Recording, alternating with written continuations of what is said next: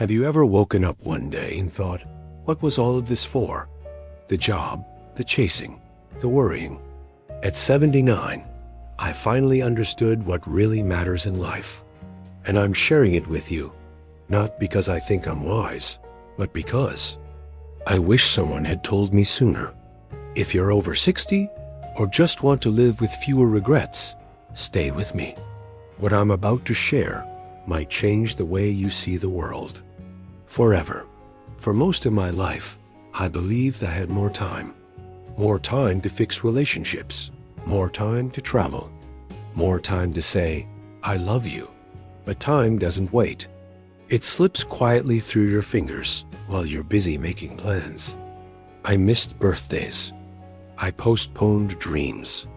I said, maybe next year, far too often. Looking back, the biggest mistake wasn't that I didn't do more. It's that I assumed I always could. Don't wait. Call them now. Book the trip.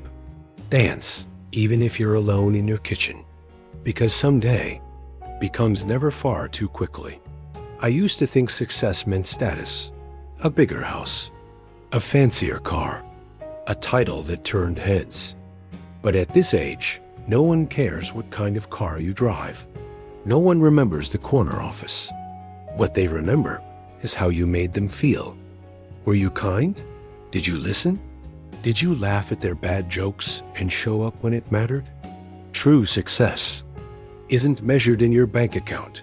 It's in your relationships.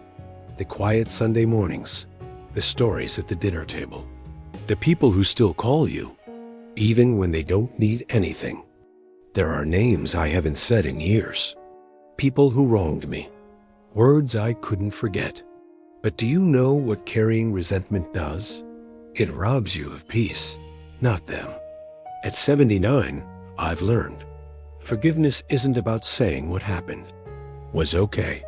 It's about releasing yourself from the burden.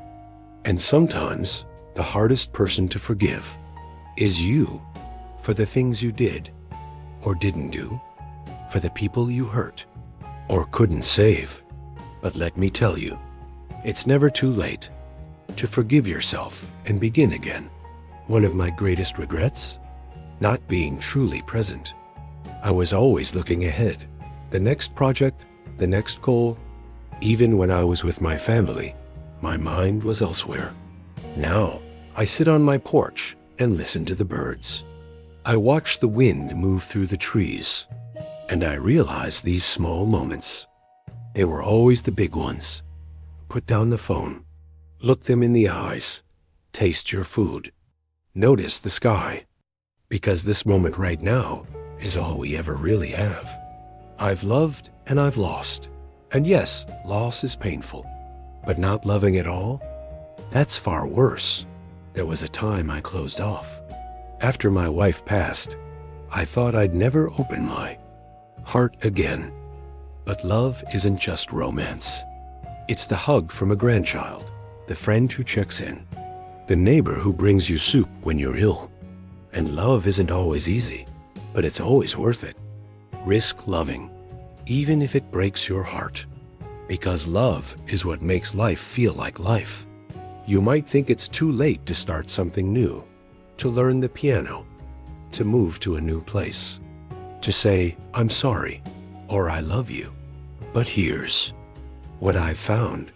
As long as you're breathing, you're becoming. I wrote my first poem at 74, took up painting at 76, started volunteering at 78. And do you know what I discovered? Joy doesn't have an expiry date. Don't let age define your limits. Let it expand your courage. So if you're still with me, here's my final truth. Life is fragile, but it's also beautiful. We chase so much that doesn't matter and overlook what always has. Be present, forgive often, love deeply, and never stop growing. You don't need to wait until you're 79 to learn what I did. Start today, because the life you want might just be the one you already have.